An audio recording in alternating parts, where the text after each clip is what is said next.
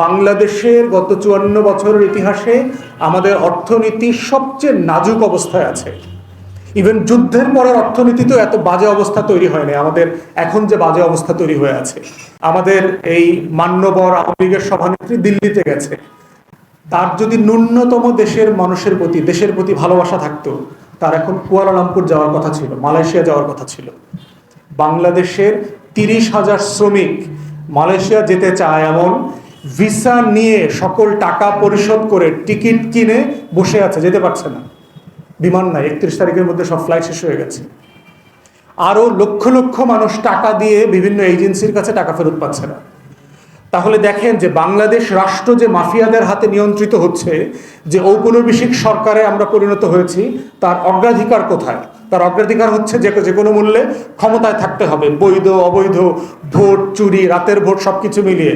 সেটার জন্য মোদিকে লাগবে, ভারতকে লাগবে। আর ৩০,০০০ শ্রমিক, ও তো রাস্তা কুকুর বিড়ালের মতো, মরে গেলে যাবে, বাঁচলে বাঁচবে, আত্মহত্যা করলে আত্মহত্যা করবে, ঋণের সুদ দিতে না পারলে ঋণের সুদ দেবে না, ওর বাবা মা ওরে মারবে, জমির টাকা দিতে পারবে না, সো হোয়াট, কি যায় আসে? এইরকম একটা মাফিয়া রাষ্ট্রে আমরা বাস করছি, যে কারণে আমরা বলছি যে একটা দামি বাজেট দামি সরকারের কাছ থেকে এসছে। ১৭২ ধরনের কাপড় চুপড় পোশাকের উপরে শুল্ক কমিয়ে দেওয়া হয়েছে। বাংলাদেশ চায়নার পরে দ্বিতীয় বৃহত্তম পোশাক উৎপাদনকারী দেশ। আমরা সারা দুনিয়াতে পোশাক রপ্তানি করি, শুধু রপ্তানি করি না, আমাদের নিজস্ব ব্যবহারের জন্য আমাদের একটা পোশাক শিল্প ডেভেলপ করেছে। সেখানে আমরা কেন বিভিন্ন দেশ থেকে পোশাক আমদানি করছি? ১৭২ রকমের পোশাকের পণ্যের উপরে শুল্ক কমিয়ে দেওয়া হয়েছে।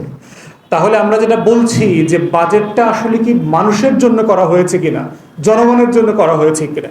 এবং আমরা বারবার বলেছি যে একটা অনির্বাচিত ডামি সরকার কখনো মানে মানে জনগণের জন্য বাজেট দিতে পারবে না, কারণ সে যাদের দ্বারা নির্বাচিত, যে সকল অলিগার্ক, যে সকল ক্ষমতাবান লুটেরারা, মাফিয়ারা তাকে ক্ষমতায় বসিয়েছে এবং ক্ষমতায় রেখেছে, সে শুধু তাদের জন্যই বাজেট তৈরি করছে এবং এই বাস্তবতাটা চলমান আছে।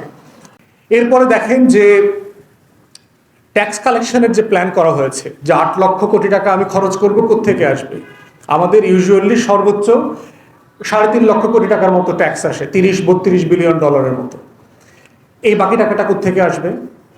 যেই রাষ্ট্র, যেই এনবিআর এখন পর্যন্ত ৩৫-৩২ বিলিয়ন ডলারের বেশি ট্যাক্স কালেকশন করতে পারে নাই, তাকে টার্গেট দিয়েছে এবার ৫০ বিলিয়ন ডলার কালেক্ট করতে। টাকাটা কোথা থেকে আসবে? আমার আপনার উপর থেকে আসবে। একটা গরিব মানুষ যে আলু পটল কিনে খায়, তাকে দিতে হবে। যে রিক্সা চালক, যে সিএনজি ড্রাইভার, যে বাসের ড্রাইভার, যে টং দোকান চালায়, তাকে দিতে হবে। যে শ্রমিক পোশাক শিল্পে ১৬ ঘন্টা কাজ করে ১০,০০০ টাকা, ১২,০০০ টাকা, ১৬,০০০ টাকা বেতন পায়, তাকে দিতে হবে। গরিব মানুষের উপরে চুষে ফকির করে দেবার একটা বাজেট হচ্ছে এই ট্যাক্স কালেকশনের পরিকল্পনা দেখলে বোঝা যায়। কারণ ব্যবসায়ীরা তো ট্যাক্স দিতে পারবে না, তার রপ্তানি কমে গেছে, সে ব্যবসা করতে পারছে না, ব্যাংকে রিজার্ভ নাই, ব্যাংকে ইনভেস্ট করবার মতো টাকা নাই, ব্যাংকে ডলারের অ্যাকাউন্ট করতে পারছে না। আমরা প্রচুর খবর দেখতে পাচ্ছি যে পণ্য এসে চলে আসছে, ব্যাংক এলসি ক্লিয়ার করতে পারছে না, এখন মামলা মোকদ্দমা চলছে। তো এই বাস্তবতায় সরকার যে প্রায় ৫০ বিলিয়ন ডলার ট্যাক্স কালেকশনের প্ল্যান করছে, এটা একটা অবাস্তব এবং এটা কখনোই বাস্তবায়িত হবে না। এটা আমাদের সর্বোচ্চ ৩৫ বিলিয়ন হবে, আমরা আবার বাকি টাকা ঋণ করতে হবে, আমরা ঘাটতি বাজেট আবার ঋণ করে আমাদের পরিশোধ করতে হবে। এরপর একটা বড় জিনিস দেখেন, যে ট্যাক্স যে আপনি বাড়াচ্ছেন, আপনি কি সেবা বাড়াচ্ছেন? আমাদের কোনো সরকারি অফিসে দপ্তরে কি সেবা বেড়েছে? আমাদের কোনো সরকারি কর্মকর্তা কর্মচারীদের আচার আচরণ কি কোনো সেবা বেড়েছে? হ্যাঁ, সেবা বেড়েছে। সরকারের আমলাদের নিজেদের সুযোগ সুবিধা বেড়েছে। এত যে টাকা পয়সার সমস্যা, তারপর দেখেন ডিসি, এসপি, টিএনওরা নতুন গাড়ি নিচ্ছে, ওর গাড়ি নাই, তার এখন ১ কোটি টাকা দামের জিপ কিনতে হবে। সে ৩০ লাখ টাকা দামের, ৪০ লাখ টাকা দামের গাড়িতে এখন চড়তে পারবে না, সরকার তাকে দিচ্ছে। আমলাদের জন্য নতুন নতুন বাড়ি করতেছে, প্লট করতেছে, ফ্ল্যাট কিনতেছে, জমিতে বিভিন্ন জায়গায় জমি অধিগ্রহণ করছে। অপ্রয়োজনীয় কাজ, যেটা কোনো প্রয়োজন ছিল না এই বছর করবার, সেটার জন্য টাকা আছে। কিন্তু আমার গরিব মানুষের জীবনকে সহজ করবার জন্য কোনো টাকা নাই। তারপরে দেখেন যে বাংলাদেশে কর দিতে হয় ন্যূনতম যদি কারো ৩.৫ লক্ষ টাকা বছরে ইনকাম থাকে, তাহলে সেটা কত টাকা হয়? ৩০,০০০ টাকা হয় মাসে। আপনি যদি সরকারের ইনফ্লেশন হিসাব করেন, সরকার বলছে এটা গত 15 মাস থেকে আমাদের ইনফ্লেশন মুদ্রাস্ফীতি হচ্ছে 9%, যদি এটা একটা মিথ্যা কথা, এটা ন্যূনতম 20%-এর উপরে। তো 9% ইনফ্লেশন মানে হচ্ছে গত এক বছরে যার 30,000 টাকা ইনকাম ছিল তার সেখান থেকে আরো 9% টাকা কমে গেছে। এর মানে হচ্ছে কি, ধরেন আপনার যদি 3.5 লক্ষ টাকা বছরে ইনকাম থাকে, সেই টাকাটা এখন ধরেন 3,20,000 টাকায় পরিণত হয়েছে, 3,15,000 টাকায় পরিণত হয়েছে। আপনি যদি সেখান থেকে এই ইনফ্লেশনের টাকাটা বাদ দেন, তাহলে এই যে বাস্তবতাটা যে বলা হচ্ছে 3.5 লক্ষ টাকা ইনকাম থাকলে ট্যাক্স দিতে হবে না, আসলে বাস্তবতা কি তাই? আসলে 3,10,000 টাকা ইনকাম আছে, 15,000 টাকা ইনকাম আছে, এমন মানুষদেরকেই ট্যাক্স দিতে হবে। তাহলে ইনফ্লেশন যে আমার টাকাটা খেয়ে ফেলেছে সেটা পর্যন্ত এখানে সমন্বয় করা হয়নি। এটা ন্যূনতম 4 লাখ টাকা করবার দরকার ছিল এবার, যদি গত বছরের ইনকামটাও আমার থাকতো, সেটা হয়নি।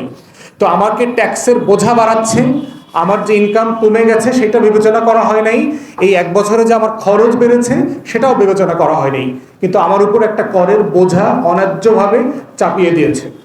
এই ধরনের একটা সিচুয়েশনে বাংলাদেশের গত 54 বছরের ইতিহাসে আমাদের অর্থনীতি সবচেয়ে নাজুক অবস্থায় আছে। ইভেন যুদ্ধের পরের অর্থনীতিতেও এত বাজে অবস্থা তৈরি হয়নি আমাদের এখন যে বাজে অবস্থা তৈরি হয়ে আছে। এই অবস্থাতে আমাদের দরকার ছিল কৃচ্ছ্রতা সাধন, দরকার ছিল আমার খরচ কমানো, দরকার ছিল আমাদের ন্যূনতম প্রয়োজনীয় কাজগুলো করবার দরকার ছিল। এর মধ্যেও দেখলাম যে প্রায় এডিপি প্ল্যান করেছে, প্রায় 1300 প্রকল্প হাতে নিয়েছে, যার অধিকাংশ আনসাস্টেনেবল, দরকার নাই আমার। কোনো কোনো প্রকল্প আছে আপনার গত 10 বছর ধরে চলছে, টাকা খরচ করা হয়েছে, প্রকল্পটা প্রায় 300-350 প্রকল্প গত 2 সপ্তাহকে বাতিল করে দিয়েছে সরকার। তো টাকাগুলো খরচ করলো, জবাবদিহিতা কোথায়? আমার কাছে টাকা নাই, তাহলে আমি কেন ঋণ করে এত ঘি খাবো? আমি কেন আমার ন্যূনতম যে উপার্জন আছে সেই 32-35 বিলিয়ন ডলারের ভিতরে খরচ করছি না? আপনি আরো 5 বিলিয়ন কর্য করেন, 15 বিলিয়ন কর্য করেন, কিন্তু আপনি 30-35 বিলিয়ন এক্সট্রা কর্য করবার চিন্তা করছেন। তাহলে এইভাবে যে উন্নয়ন প্রকল্পের নামে আমাদেরকে একটা ঋণের জালে যে আবদ্ধ করছে আমাদের ভবিষ্যৎকে, নতুন প্রজন্মকে, এবং যে সন্তানের এখনো জন্ম হয় নাই তাকে পর্যন্ত একটা ঋণের জালে আবদ্ধ করে ফেলছে এই বাজেটের যে দামি বাজেট এবং দামি সরকার। তাই আমরা বারবার বলেছি যে একটা অগণতান্ত্রিক অনির্বাচিত দখলদার সরকারের পক্ষে কখনো দেশের মানুষের কল্যাণ বিবেচনা করে কোনো বাজেট দেয়া সম্ভব না।